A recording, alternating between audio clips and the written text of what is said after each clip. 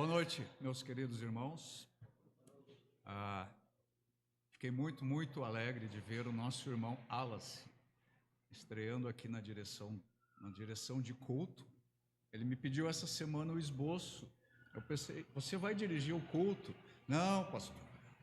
Ano que vem estou pensando em começar a participar da direção de culto. Hoje já estava aqui, né? Muito obrigado. Fui muito edificado, certamente a igreja também, com a sua direção aqui. E uma das músicas que veio aqui para nosso louvor, Digno é o Cordeiro, é uma música que ela me emociona muito, ela me encoraja muito, tanto na versão para o canto congregacional, como aqui, hoje à noite, como na versão cantada pela Aline Barros. É uma música que mexe muito comigo, porque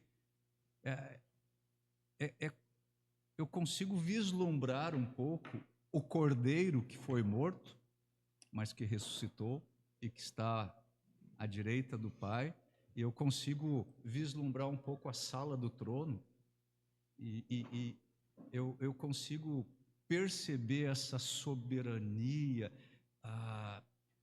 esse governo absoluto e soberano do Pai e do Cordeiro. E eu até ia sugerir a vocês que mais vezes essa música possa vir aqui para a parte de louvor, porque ela tem muito a ver, especialmente na semana que vem, com aquilo que vamos falar um pouco aqui nesse tema que nós estamos abordando. Então, nós começamos a tratar aqui a respeito da providência divina. E eu expliquei aqui no primeiro sermão que a providência divina faz parte de um tema mais abrangente. Qual é o tema? A soberania divina. Então, a providência divina é um aspecto da soberania divina que é o tema maior, mais abrangente. Mas nós vamos focar aqui por várias semanas nesse aspecto da providência divina. E para mim este é um dos temas, eu falei isso no primeiro sermão, é para mim um dos temas mais fascinantes e talvez um dos temas mais profundos das Escrituras Sagradas. É o tema da providência divina. Quando nós pensamos na soberania divina, e nós cantamos também um cântico, pelo menos aqui, que remete a esse atributo da pessoa de Deus, nós estamos falando, quando pensamos na soberania, nós estamos falando de um Deus que tem o direito, porque Ele é Deus, e Ele tem o poder de quê? De fazer tudo que Ele quer fazer, tudo que lhe agrada, tudo o que dita o conselho da sua sabedoria, tudo que é a sua vontade, os seus propósitos, o seu desígnio, Ele tem poder para executar a sua vontade soberana. Então, apenas para a gente deixar isso em perspectiva, quando nós estamos falando da posição e da capacidade do Deus das Escrituras, do Deus da Bíblia, nós estamos pensando na soberania dele, um Deus poderoso. Ele faz tudo o que ele quer fazer. Mas quando nós estamos pensando especificamente na vontade deste Deus soberano, quando nós estamos olhando para os seus propósitos, para os seus desígnios, para os seus decretos, então nós estamos olhando para esse aspecto da soberania de Deus chamado de providência divina. Então, eu vou sempre repetir isso para a gente poder ter isso sempre na nossa mente enquanto estudamos aqui esse tema.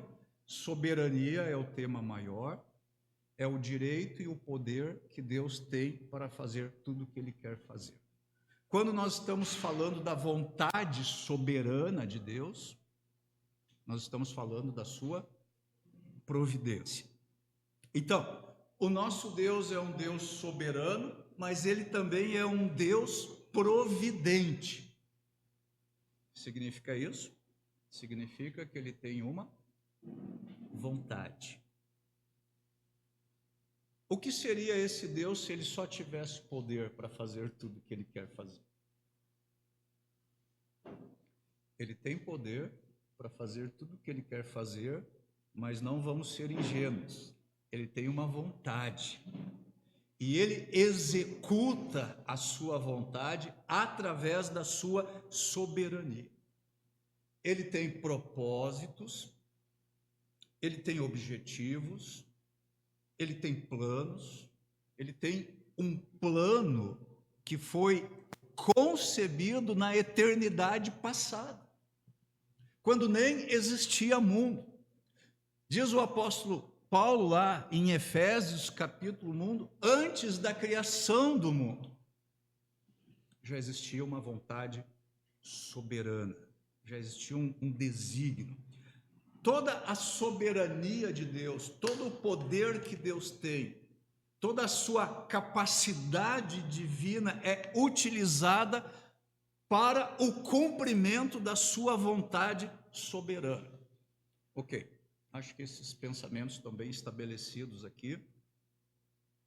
Agora, qual é a vontade soberana deste Deus? Em última análise, qual é o propósito supremo da providência divina? Eu falei algo sobre isso no último sermão, nós vamos trabalhar um pouquinho mais hoje e nos próximos. O propósito supremo da providência divina. Escutem bem isso. O propósito, não posso me afastar muito do microfone. O propósito supremo da providência divina é ser exaltado em glória e glorificar aqueles que foram feitos seus filhos em Cristo Jesus. Este é o propósito supremo da providência divina. Deus, ele sempre age tendo em vista aí a sua própria glória, sempre. É o propósito supremo. E como o Wallace tinha um esboço do meu sermão, vários cânticos que nós entoamos aqui juntos na primeira parte falavam disso, né? Daquele que tem a honra, o poder, a glória, ele é soberano, digno de louvor. Esse é o propósito supremo da providência divina, ser exaltado em glória e glorificar aqueles que foram feitos seus filhos por meio de Jesus Cristo. Então, este é um primeiro pilar que na noite de hoje precisa ficar bem fundamentado. Deus sempre age, tendo em vista a sua própria, não a sua ou a minha, tendo em vista a própria glória dele. E até mesmo a nossa glorificação final, a nossa redenção final, quando nós vamos nos encontrar com o Senhor, vamos ter os nossos corpos glorificados. A nossa redenção final, até mesmo isso, que faz parte de um plano de Deus, desde a eternidade passada, é um aspecto da glória de Deus. Agora venha comigo para Isaías 48. Isaías 48, vamos ler os versículos 9, 10 e 11. Isaías 48, 9, 10 e 11. Escreve o profeta. Deus falando através do profeta, né? Isaías. Por amor do meu próprio nome, eu adio a minha ira. Por amor de meu louvor, eu a contive. para que você não fosse eliminado. Veja, eu refinei você, embora não como prata. Eu o provei na fornalha da aflição. E agora versículo 11. Por amor de mim mesmo, por amor de mim mesmo, eu faço isso. Como posso permitir que eu mesmo seja difamado? Não darei minha glória a um outro. Agora, se você conhece um pouco o contexto aqui dessa passagem, a nação de Israel, ela não tinha qualquer mérito para reivindicar o favor de Deus. Os israelitas mereciam o que da parte de Deus? Eles mereciam a ira de Deus, o castigo de Deus, mereciam a morte. Eles entraram em aliança com Deus, mas eles não foram fiel à aliança que Deus fez com eles. Mas Deus teve misericórdia deles. Deus teve misericórdia. Agora, essa misericórdia que Deus teve de Israel, que Deus teve por eles, teve origem no seu desejo de ser glorificado neles. Então Deus teve misericórdia de Israel, visando a sua própria glória. E também porque ele queria revelar a integridade do seu próprio nome. Então nós sabemos pela revelação bíblica que Deus vai poupar Israel no porvir, mas nós sabemos pela palavra profética que isso vai acontecer por causa do seu próprio nome. Não existe nada de bom em Israel. E a salvação escatológica de Israel vai acontecer por causa da glória do nome de Deus. Agora, olhando para Israel, nós podemos entender isso que o profeta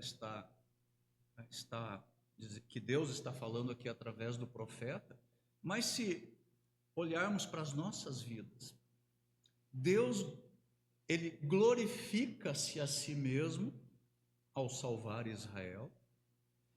Deus glorifica-se a si mesmo ao me salvar. Deus glorifica-se a si mesmo ao salvar você. Então, a nossa salvação, a nossa redenção é um aspecto da glória de Deus. A glória de Deus é o alvo supremo da sua soberania e da sua providência.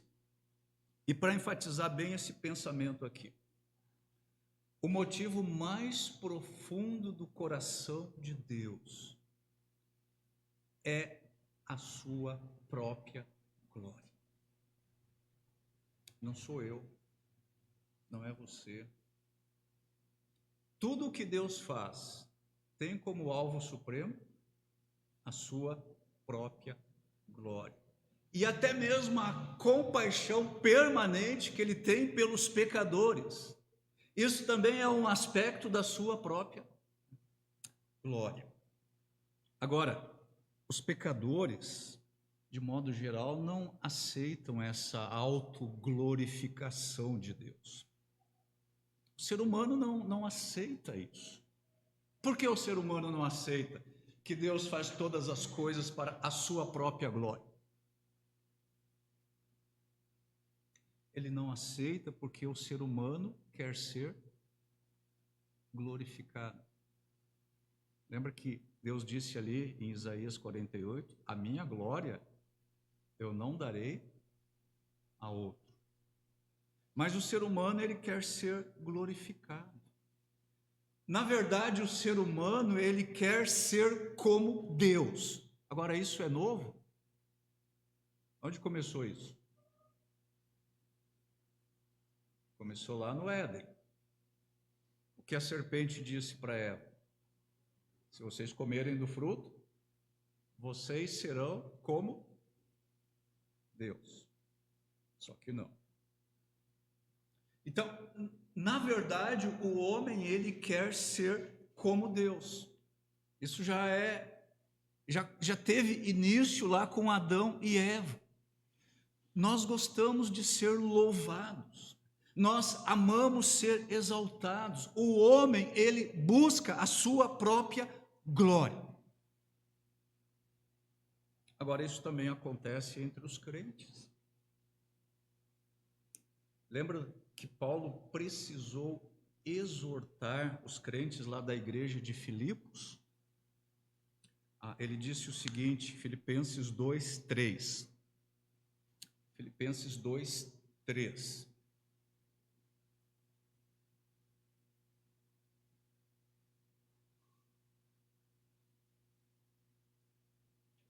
Nada façam por ambição egoísta ou por vaidade. Uma outra tradução para essa palavra vaidade aí é vanglória, ou para a sua glória própria. Por que Paulo precisou dizer isso para os crentes de Filipos? Porque certamente muito dessa atitude estava presente lá na comunhão de Filipos. E nós não devemos estranhar, porque isso é muito presente também entre o povo de Deus, o que? A vanglória. E Paulo diz, não, nada façam por ambição egoísta ou por vaidade, mas humildemente considerem os outros superiores a si mesmo. E aí ele começa a descrever a atitude ou o sentimento de Cristo. Tende o mesmo sentimento que houve também em Cristo Jesus. Agora, como foi diferente a vida de Jesus enquanto ele esteve na terra? Você lembra dessa palavra aqui de João, capítulo 8, versículo 50? Olha o que Jesus diz aí no Evangelho. 8:50. João 8:50.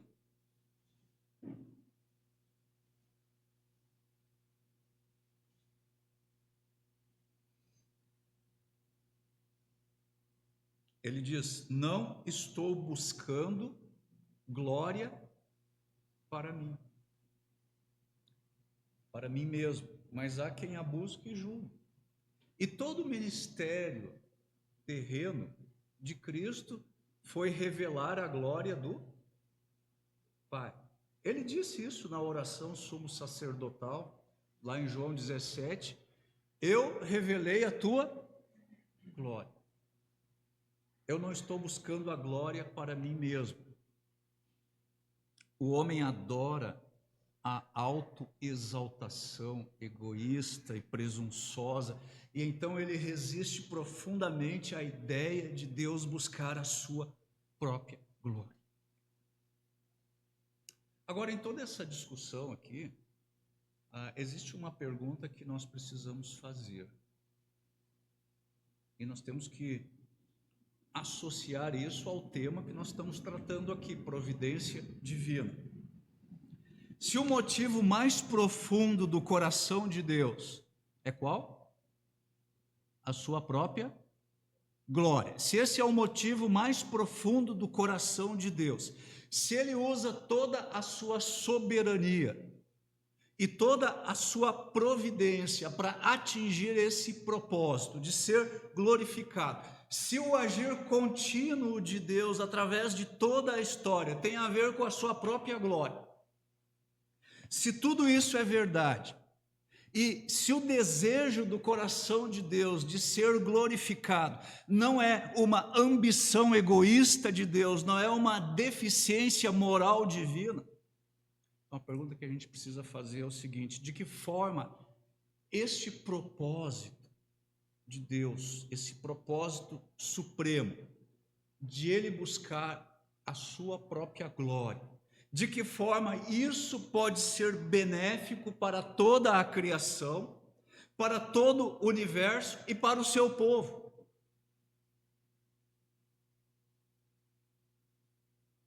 como o fato de Deus buscar a sua própria glória como o objetivo supremo da sua ação providencial pode ser benéfico para o seu povo. Pode ser benéfico na sua vida, na minha vida, porque o agir de Deus para a sua própria glória manifesta aí a sua soberania e manifesta a sua providência. São perguntas importantes dentro do assunto que nós estamos considerando aqui. Vamos olhar agora para a carta de Paulo aos Efésios. Efésios capítulo 1.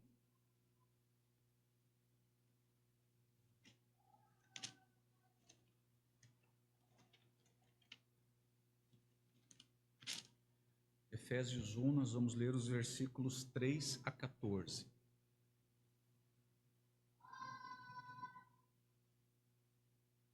Efésios 1, 3 a 14. Escreve o apóstolo Paulo: Bendito seja o Deus e Pai de nosso Senhor Jesus Cristo, que nos abençoou com todas as bênçãos espirituais nas regiões celestiais em Cristo. Porque Deus nos escolheu nele, quando?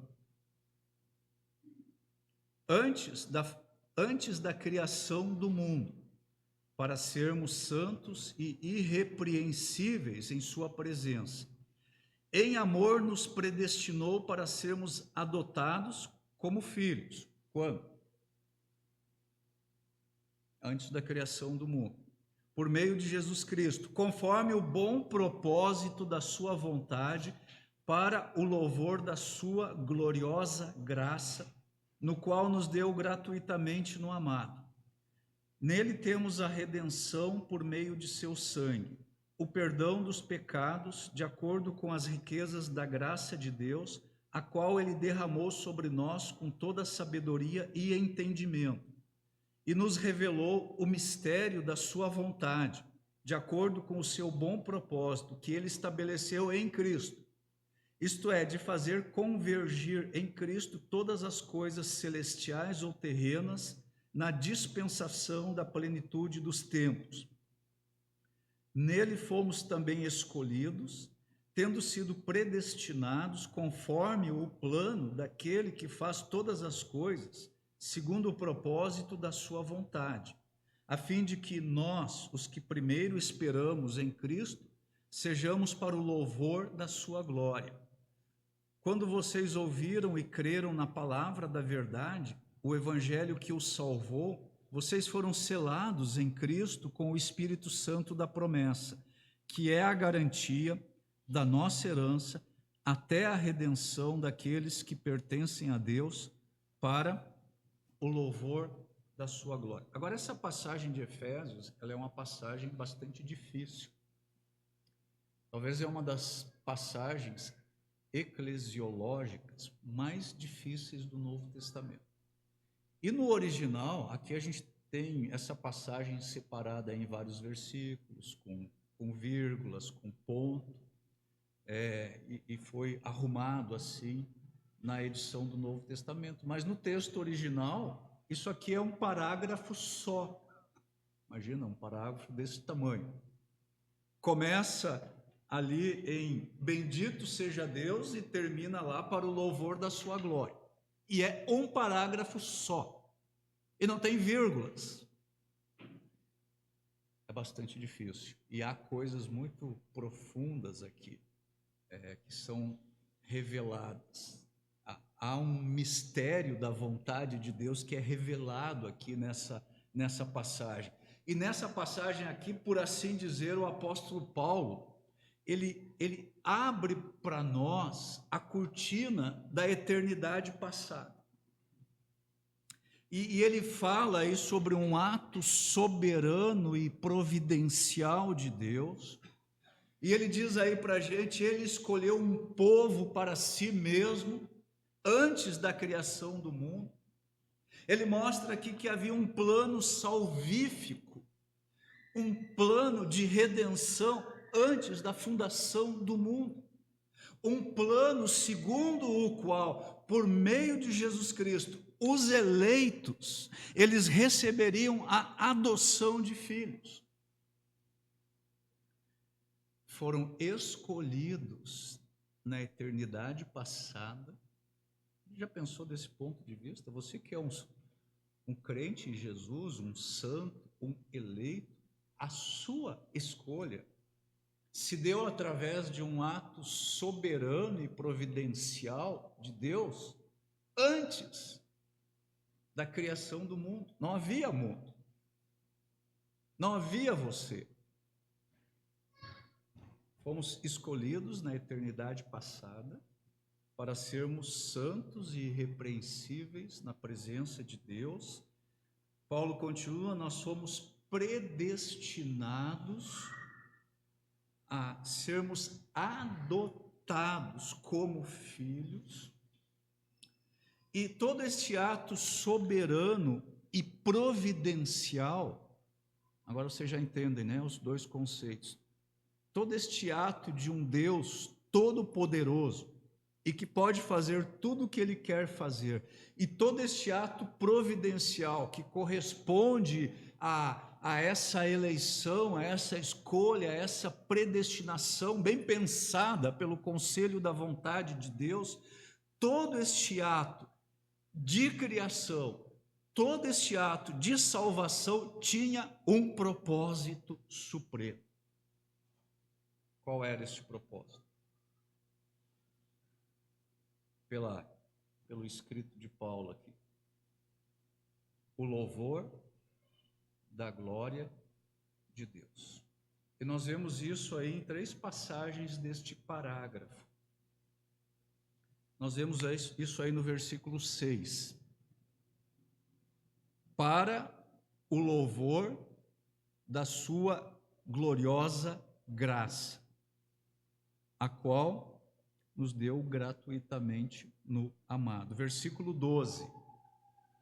A fim de que nós, os que primeiro esperamos em Cristo, sejamos para o louvor da sua glória. Versículo 14. Que é a garantia da nossa herança até a redenção daqueles que pertencem a Deus, para o louvor da sua glória. Meus irmãos, nós existimos para o louvor da glória de Deus. O povo de Deus existe para a glória de Deus. Nós temos uma herança divina. Para que propósito? Para o louvor da glória de Deus. Então, nós existimos e nós possuímos, e tudo isso é para a glória de Deus. Aquilo que nós somos e tudo aquilo que nós temos, isso aí é para o louvor da glória de Deus. E esse texto é fantástico porque no versículo 4, Paulo diz que Deus nos escolheu para a sua glória. No versículo 5 é dito que nós fomos predestinados para a sua glória. Aí no versículo 5 é dito que nós fomos adotados para a sua glória. No versículo 12 é dito que ele nos destinou para a sua glória. E no versículo 14, Deus garantiu a nossa herança para a sua glória. Agora, esse agir soberano e providencial de Deus não tem somente o propósito da sua glória, mas também tem o propósito do louvor da sua glória. Não esqueçam de perceber isso aí no texto. Louvor da sua glória, ou seja, não é apenas mostrar a sua glória, mas é também mostrar que a sua glória é digna de louvor. não é apenas considerar a glória de Deus digna de todo louvor, mas é sentir o seu valor como digna de louvor. Agora, John Piper, que é um teólogo que eu aprecio muito, juntamente com John MacArthur, nos anos 90, teve uma conferência em São Paulo, da editora Fiel, e o preletor âncora era John Piper. E eu tive o privilégio de participar daquela conferência. E naquela conferência ele começou a tratar, e talvez foi a primeira vez que no Brasil nós fomos expostos a esta teologia, ele começou a tratar da teologia da alegria. E isso se tornou uma das bandeiras, né, do ministério de John Piper, né, a alegria em Deus.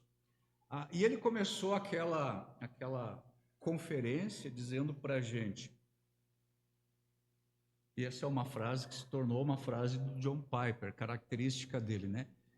Deus é mais glorificado em mim quando eu sou mais satisfeito nele. Vou repetir a frase. Deus é mais glorificado em mim quando eu estou mais satisfeito nele. Agora acompanhe aqui comigo o raciocínio. Deus busca o louvor de sua glória. Todas as coisas existem para a sua glória. Ele quer o louvor do seu povo. Ele quer o nosso louvor. Agora, Deus é mais glorificado, ou o nosso louvor é mais forte e profundo quando nós estamos mais alegres nele. Então, se Deus busca como alvo supremo da sua providência o nosso louvor, Ele está então interessado na nossa alegria? Porque Ele é mais glorificado em mim quando eu sou mais alegre nele. E ele usou uma ilustração de John Piper, falando dele e da sua esposa. A sua esposa se chama Noela. Aí ele disse: em que circunstâncias a minha esposa ela se sente mais louvada e mais glorificada, mais louvada por mim? Será que é apenas quando eu digo para ela que eu a amo, que ela é alguém precioso, um tesouro? É só quando eu expresso isso? E aí ele disse para a gente: a minha esposa, e vai ser o caso da sua esposa também, ela vai se sentir mais glorificada na medida em que você está mais alegre com ela. Entendeu a relação? Quando ela percebe que ela é a sua alegria, então ela se sente louvada. Agora traz isso para a questão do nosso Deus. Deus é mais glorificado em nós quando nós somos mais alegres nele. Então, quando ele busca o louvor da sua glória, o que ele está buscando também? A nossa alegria.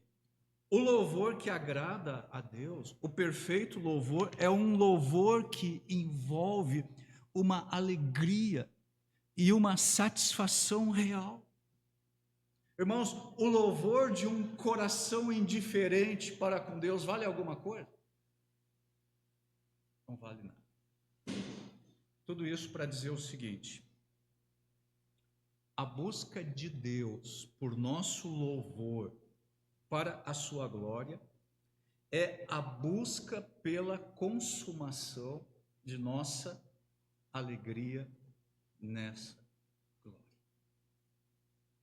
E isso é uma descoberta impressionante, porque a exaltação divina, a autoglorificação de Deus é muito diferente da exaltação humana. Os homens, eles se exaltam a si mesmos, eles chamam a atenção para si mesmos, eles desejam impressionar as outras pessoas, mas o ser humano não pode satisfazer outro ser humano. Não pode, nenhum ser humano pode ser um tesouro satisfatório para outro ser humano. A exaltação humana, ela é tipicamente aí uma maneira de ter algo e não de dar algo. A exaltação humana serve para usar as pessoas e não para servir as pessoas. E isso aí é muito diferente da exaltação divina. Porque Deus deseja dar gozo ou alegria para todos aqueles que têm Ele como o seu tesouro supremo. Deus quer o nosso louvor, e é neste louvor que vai estar o nosso gozo, que vai estar a nossa alegria. Porque Deus é o único ser em todo esse universo cujo valor e a beleza podem satisfazer plenamente a alma humana. Então, dito de outra forma, quando Deus faz de seu louvor o objetivo supremo da sua providência, Ele está buscando o nosso prazer completo e duradouro.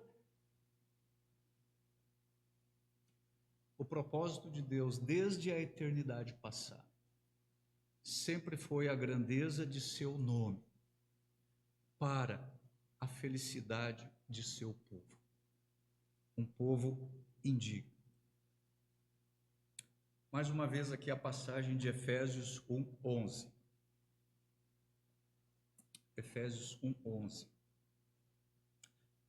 Nele fomos também escolhidos, tendo sido predestinados, conforme o plano daquele que faz todas as coisas, segundo o propósito de sua vontade. Nós vemos aqui nessa passagem a soberania e a providência divina. Onde está a soberania?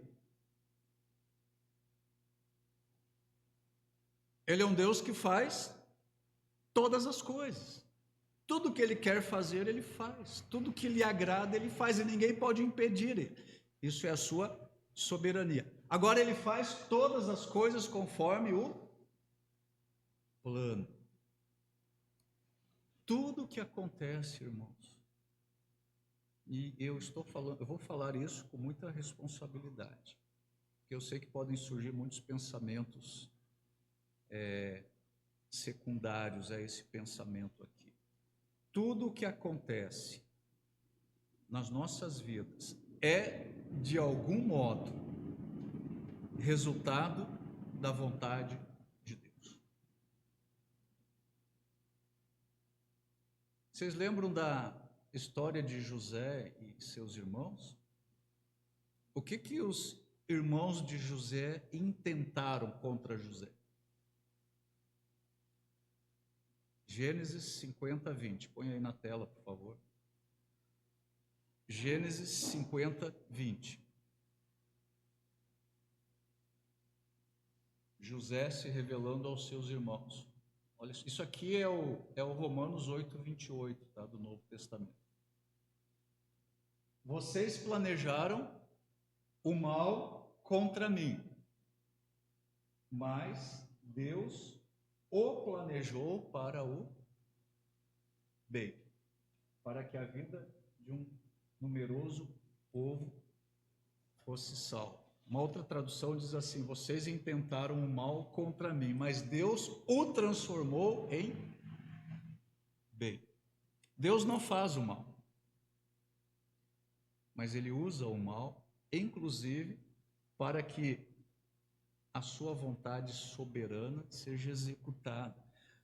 Tudo aquilo que Deus planejou certamente vai acontecer.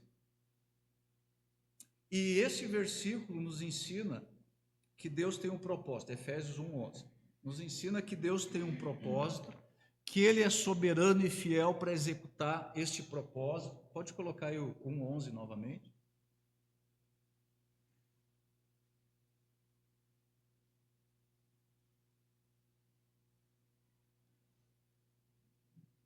Nós temos aqui, nele também fomos feitos herdeiros, tendo sido predestinados conforme o plano ou propósito. Esse termo plano ou propósito significa uma decisão, significa uma resolução, significa um decreto que Deus opera ou realiza. E note, é um plano de um Deus que é soberano. Agora, eu e você podemos ter vários planos.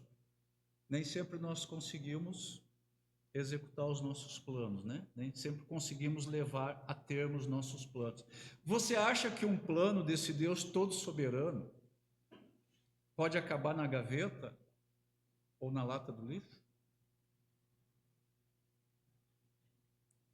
Deus tem um plano e tudo aquilo que Ele planejou vai acontecer conforme o seu plano, porque é um plano de alguém que pode fazer tudo o que Ele quer fazer.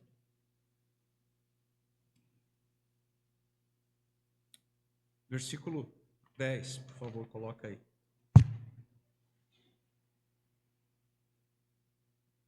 Na eternidade passada, e olhando para onde essa providência de Deus está caminhando, e pensando na eternidade futura, para onde isso vai chegar? De fazer convergir em Cristo todas as coisas. O alvo supremo de Deus é ser glorificado em todas as coisas e fazer com que Cristo seja o cabeça e o governante de todas as coisas. Tudo que Deus planejou tem um propósito. Ele é soberano, Ele é fiel para executar o seu propósito. Volte para o versículo 11, por favor. Esse termo plano aqui, ou propósito, conforme eu já falei, indica uma resolução, uma decisão, indica uma operação que Deus realiza. É um propósito, então, que pertence a esse Deus soberano. Mas aqui no versículo a gente tem que faz todas as coisas. Agora, esse verbo faz, ele significa uma atividade contínua de Deus para alcançar o propósito que Ele teve na eternidade passada. Deus está continuamente operando para que o seu plano que aconteceu na eternidade passada seja realizado. Paulo diz, ele faz todas as coisas. Agora nós podemos pensar, olhando apenas para esse versículo, que aqui teria uma relação apenas com o plano redentor, com o plano salvífico, porque é disso que se trata aqui esse parágrafo. Mas essa expressão, todas as coisas, aqui neste parágrafo, ela se refere a toda a providência de Deus, não é somente no caso do plano redentor de Deus. Como é que eu sei isso? Agora volta para o versículo 10 de novo, por favor. Isto é, de fazer convergir em Cristo, está ali a expressão, todas as coisas, celestiais ou terrenas, na dispensação da plenitude dos tempos. Nós temos todas as coisas aqui, Deus faz todas as coisas aqui no versículo 10, e nós vemos aqui que são todas as coisas nos céus e na terra. Volta para o versículo 11, por favor. Todas as coisas segundo o propósito da sua vontade. Agora, essa palavra vontade, ela aparece 4 vezes aqui neste capítulo 1. Versículo 1 diz o seguinte: Paulo, apóstolo de Cristo Jesus, pela vontade de Deus. Note aqui que o chamado apostólico de Paulo fazia parte da sua vontade ou da sua providência. Paulo não se tornou apóstolo simplesmente porque de repente ele decidiu que isso era uma carreira promissora. Ele se tornou apóstolo por causa da vontade de Deus. Versículo 9. E nos revelou o mistério da sua vontade, de acordo com o seu bom propósito que ele estabeleceu em Cristo. Esse mistério está revelado aí em todo esse parágrafo. E esse mistério é a revelação do quê? Da vontade deste Deus soberano. Eu pulei o versículo 5. Em amor nos predestinou para sermos adotados como filhos por meio de Jesus Cristo, conforme o bom propósito da sua vontade. E o versículo 11. Nele fomos escolhidos, tendo sido predestinados conforme o plano daquele que faz todas as coisas, segundo a sua vontade. Essa palavra vontade, que aparece aqui 4 vezes neste capítulo, ela sempre indica desejo, vontade, decisão, determinação, deliberação. Mas no caso aqui é a vontade de quem? De Deus. É a vontade divina. Ou seja, houve uma deliberação, houve uma decisão divina. É uma decisão inteligente, que eu quero dizer com isso. Não é uma decisão que procede de um capricho de Deus. A palavra faz todas as coisas, esse verbo faz, que aparece aí no versículo 10 e 11, pode ser traduzido também por energia. Energia. Isso significa que quando Deus faz alguma coisa, todas as coisas são energizadas aí para o perfeito cumprimento do seu desígnio. Agora eu quero me encaminhar aqui para o encerramento desse sermão, e eu queria voltar os nossos pensamentos aqui para o nosso Deus. E vamos ler Romanos 11, 36. O Wallace trouxe essa passagem aqui no tempo de louvor. 11, 36.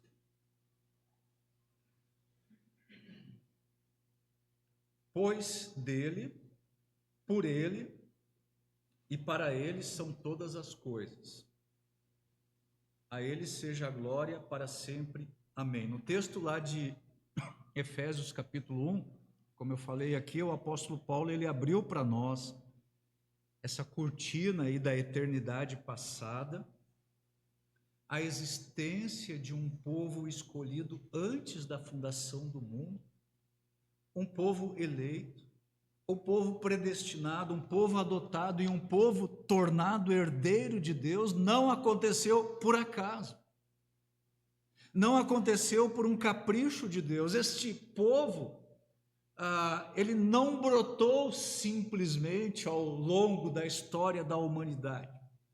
Este povo do qual eu e você fazemos parte, nós que cremos em Jesus Cristo, veio a existir segundo o querer, ou uma palavra mais antiga, o beneplácito, veio a existir por causa da vontade soberana de Deus. Antes que existisse o mundo. A redenção foi planejada antes da criação do mundo. A redenção foi planejada quando não havia mundo, quando não havia o pecado, quando não havia pecadores. Isso não deixa você perplexo? A redenção foi planejada quando não existia pecado. Não existia mundo, não existia pecadores. Antes da fundação do mundo. Antes que houvesse qualquer ser humano que pecasse. Antes que qualquer ser humano precisasse ser redimido. Em um ato soberano e providencial, Deus decidiu sobre a nossa existência.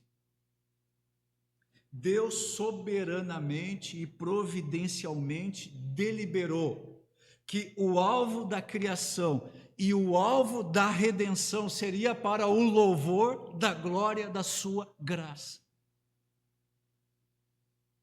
Efésios 1:6. E essa graça, ela culmina na glória de Deus. E essa graça, ela veio através do derramamento do sangue do seu Filho amado, lá na cruz do Calvário. Ele morreu por transgressões que ele nunca cometeu. E todas essas coisas fazem parte de um acordo que aconteceu na eternidade passada dentro da Trindade. Romanos 11:36. Pois dele, por ele e para ele são todas as coisas. A ele seja a glória para sempre. Amém. E em Colossenses 1:16, Paulo escreve, 1:16, pois nele foram criadas todas as coisas, no céu e na terra, as visíveis e as invisíveis, sejam tronos ou soberanias, poderes ou autoridades. Todas as coisas foram criadas por ele e para ele. Na próxima semana nós vamos falar um pouquinho mais sobre a providência de Deus no ato de criação. Mas eu queria nos encorajar, né? Encorajar a mim também, encorajar a você, a nos alegrarmos neste fato. Tudo o que nós somos e tudo o que nós possuímos veio à existência por meio de Cristo e para Cristo.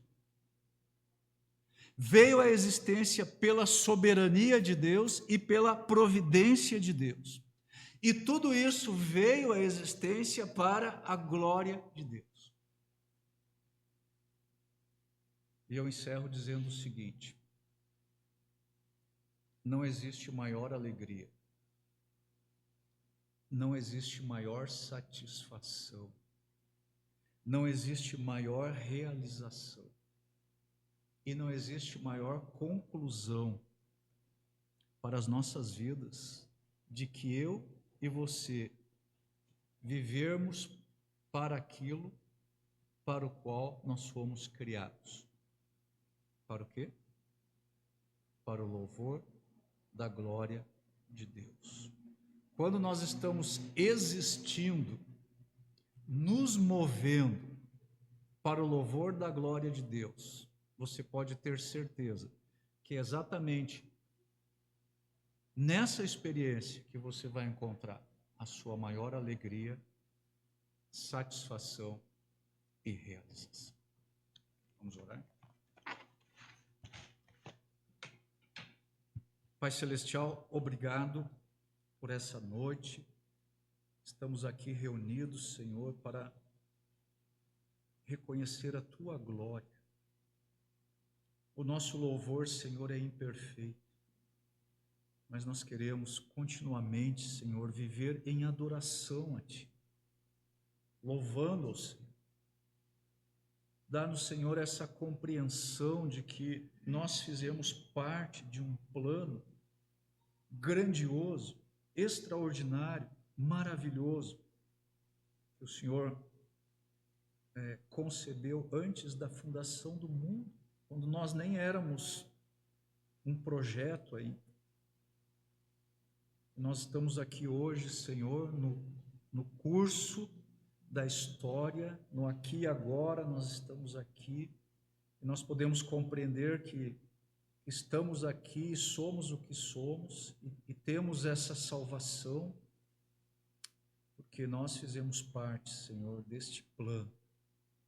Nós fomos eleitos, escolhidos, predestinados, adotados, feitos herdeiros do Senhor e co-herdeiros com Cristo, tudo isso para a glória do Senhor. E na eternidade, Senhor, ainda por vir, depois que se passarem milhões e milhões de anos, nós vamos estar, Senhor, continuamente na Tua presença, reconhecendo a Tua glória, pelos séculos dos séculos. Eu peço, Senhor, que enquanto nós estamos aqui nessa passagem em direção à cidade celestial, que o Senhor nos ajude, Senhor, não só a entender que nós somos para o louvor da Sua glória,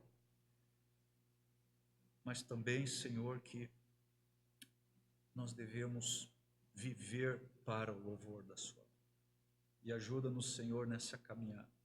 Que o Senhor seja glorificado nas nossas vidas. Porque na medida em que isso, Senhor, se operar nos nossos corações e no nosso viver, é exatamente nessa medida que nós vamos experimentar maior alegria e realização no Senhor. Eu peço todas essas coisas em nome de Jesus.